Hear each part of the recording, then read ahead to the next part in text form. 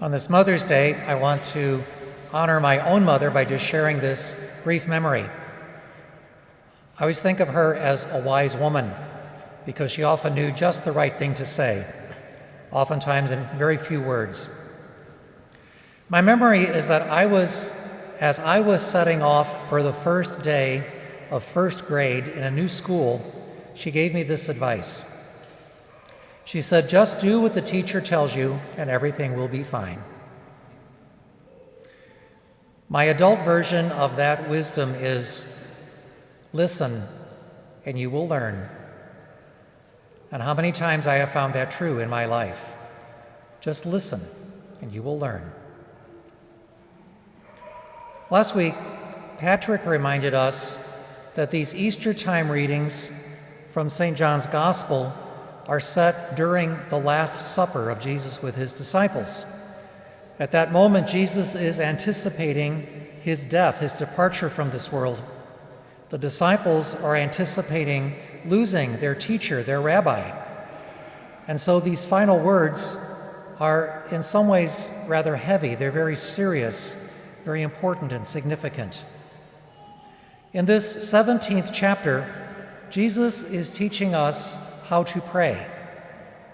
He's not teaching a prayer like he did in other Gospels when people asked him to do that, but he is sharing how he prays. In a sense, today's chapter from John is allowing us to listen in as Jesus is praying to God.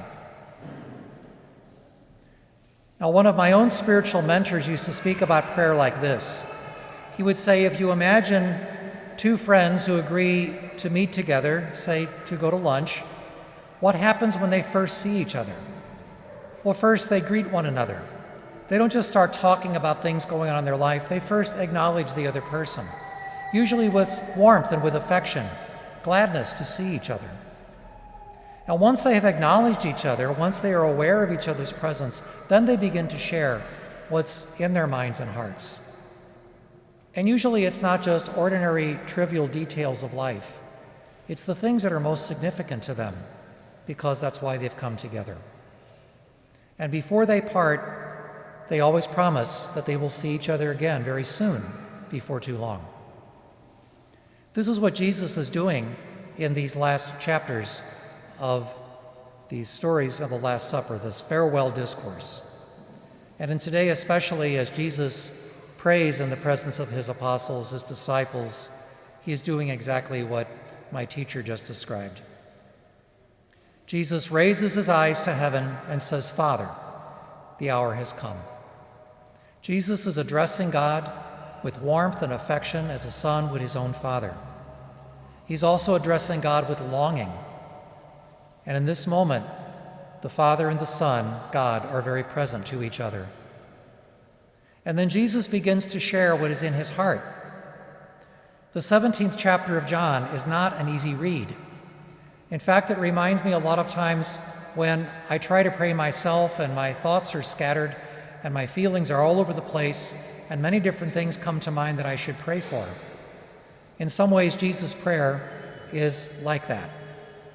Jesus has many things he wants to say, a lot going on in his mind and heart that he wants to share with God and with his disciples. But I think because this gospel shows us that kind of many disconnected thoughts and feelings, it is all the more authentic. Jesus prays from his heart, and it's a heart that's set on doing what God has sent him to do. It's a heart full of love for God, and a heart full of love for his disciples, and a heart full of love for us. If you read the entire chapter, John 17, which I hope you will do sometime, you will see those three parts of this prayer: his love for God, his love for his disciples, his love for us. This prayer is a prayer full of longing, full of desire. Jesus wants to go home and be with God, his Father, and so that he can rejoice forever in their love. And his determination to go through with God's will is his joy. But Jesus also wants his disciples to share in that joy, to experience that same closeness to God, that same joy of doing God's will. And this prayer shares a kind of joy which is much deeper than good feelings that come and go.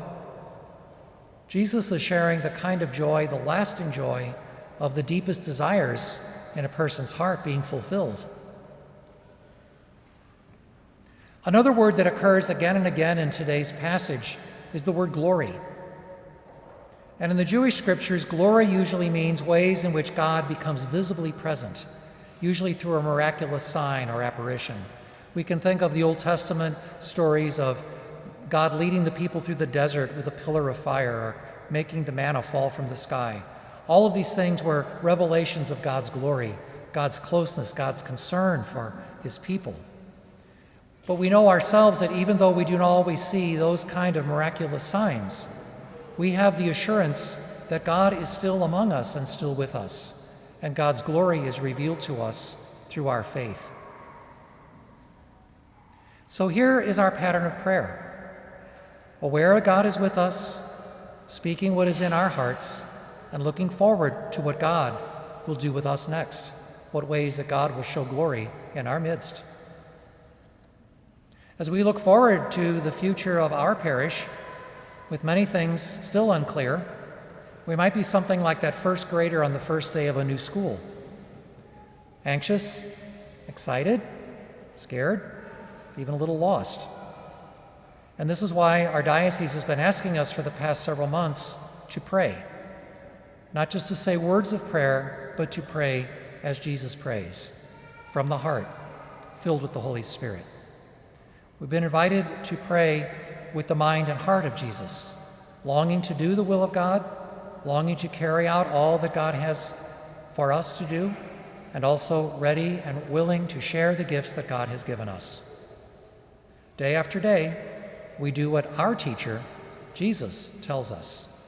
And as we do what he tells us and following his model of prayer, we can be assured that God will continue to be with us and will bless us with joy, with peace, and with love.